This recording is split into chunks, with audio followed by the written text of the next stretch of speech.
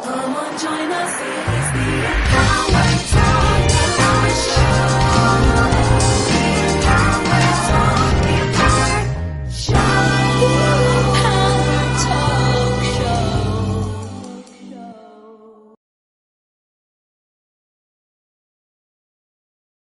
Hey guys, and welcome to another episode of the EmpowerTalk podcast. I've been really intrigued by rereading the book that we've been talking about over the last few episodes. Book entitled Finding Flow in Empty Places. Finding Flow in Empty Places. And I was just kind of leafing through it this week and really caught a hold of something in chapter 1, which I thought, that's going to be good to share. And it's really about clarity and how oftentimes we struggle to just be at a place of synergy and energy all at the same time.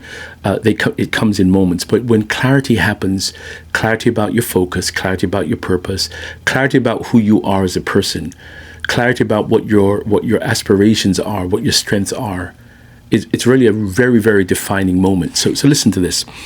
Flow recognizes that the intention of focus involves partnering with clarity. There is such a strong relationship between focus and clarity, and each one helps each other. It helps themselves, really, because it's in that partnership, that strength and that bond of agreement, that we come into something of awareness and certainty. Certainty is something that always escapes us. But I think it's really wonderful that when you can partner your focus with clarity, so that it reminds you and recenters you about what your goals are, what your objectives are. Sometimes it takes a minute to re-enter that place of clarity, of understanding, of security about who you are and what you're inspired to do and what you're trying to achieve. It's a daily battle. Every day we can wake up one morning and just be off center. Yeah. Have you ever felt that way? Just off center for no reason, and that the confidence is gone and the inspiration is gone, and you're trying to figure out, who opened the door and let this out, when really there needs to always be a strong agreement, a strong partnership between focus and clarity. Because when you're focused and when you're clear, our heads get so bombarded with different ideas, and there's so many opportunities, and there's so many lights that are on that call us, so many things that we are interested in that kind of distract us from centering on the thing that really brings us the most enjoyment and the most inspiration. So sometimes as a business owner, as a leader, as an entrepreneur, as a person of influence, the greatest job, I think, is just to clear our heads and to clear our minds, because there's so many opportunities, and there's a tendency for us to want to try everything, to go everywhere. We're establishing what focus is, what the vision, mission, what the values are, what the direction is for your life, for your business, for your entity, for whatever it is that you're building. Is so key, because what that does, it helps you to identify and move beyond all of the other things that might come to distract you and come to call you. All right? It's a very important part. Listen to this. Moments of clarity and focus should be treasured, as they happen so infrequently in our lives. And obviously that rings true, that there are moments that we step into it, there are moments that we step out of it, and sometimes it's really hard trying to get back into the groove and the flow of who we are. Again, with so many other distractions that come our way. But we should treasure these moments of complete focus and clarity, because when they appear, we ought to hold on to them. Yeah, we ought to really begin to dive into those moments and extract from that moment of focus and clarity everything that we need to be progressive. Write the plan. That's when you get to writing. That's when you get to journaling.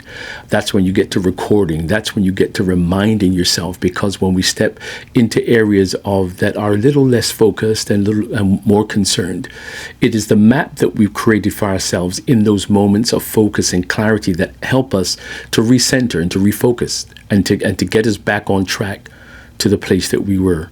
And so they're treasured moments, and these treasured moments in our lives, and all of us know what they are, the peace and the serenity and the joy that happens when everything just feels like it's flowing.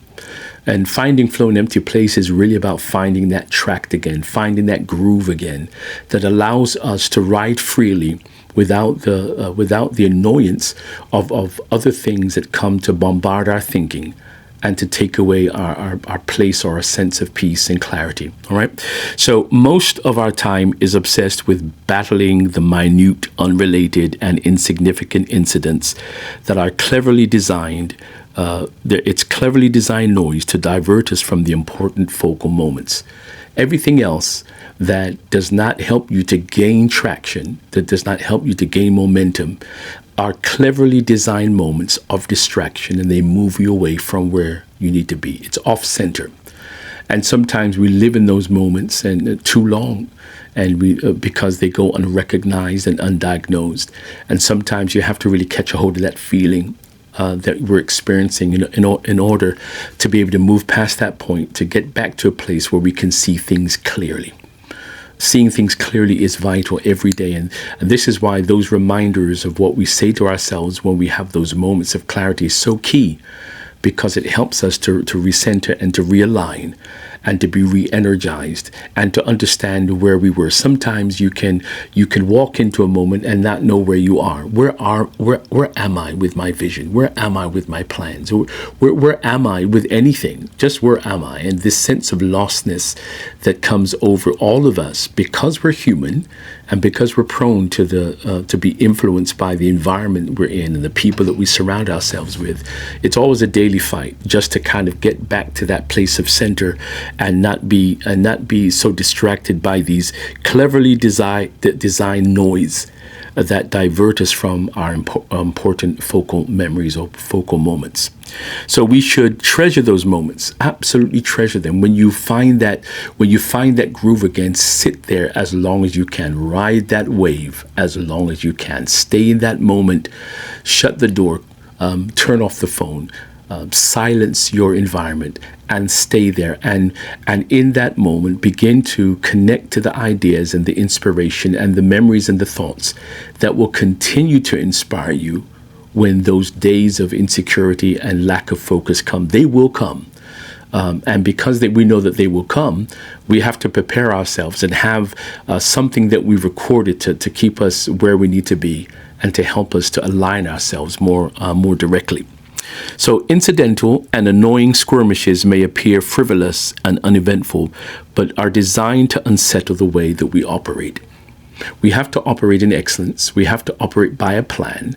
But there are these moments that come to unsettle us, and it might be environmental, it might be relational, but anything that comes to unsettle our focus achieves that. We have to always make sure that we stay planted in those treasured moments where we do not become unsettled, but we settle ourselves so that we can regain confidence and momentum and still feel as though we're achieving. That's really a challenge, I think, for many professionals, for many business owners, is this idea that we don't always feel that we're being productive. We're doing, we're performing, we're busy, we're active, but are we actually being effective?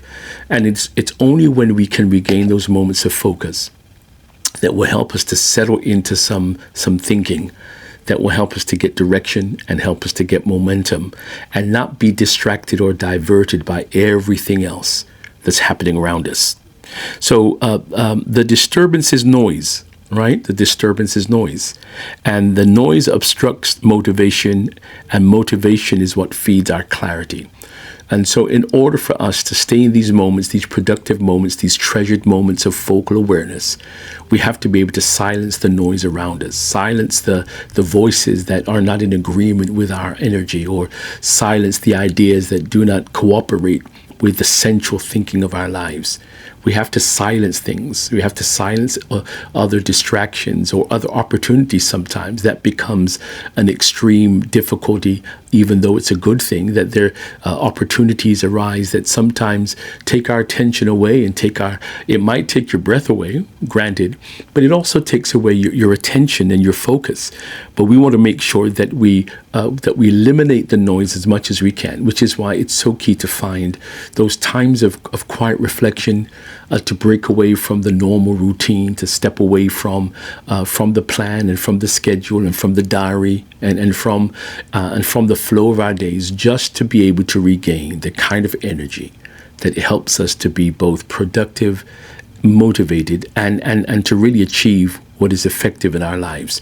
We control that. You control that. You control what enters into your space and into your environment.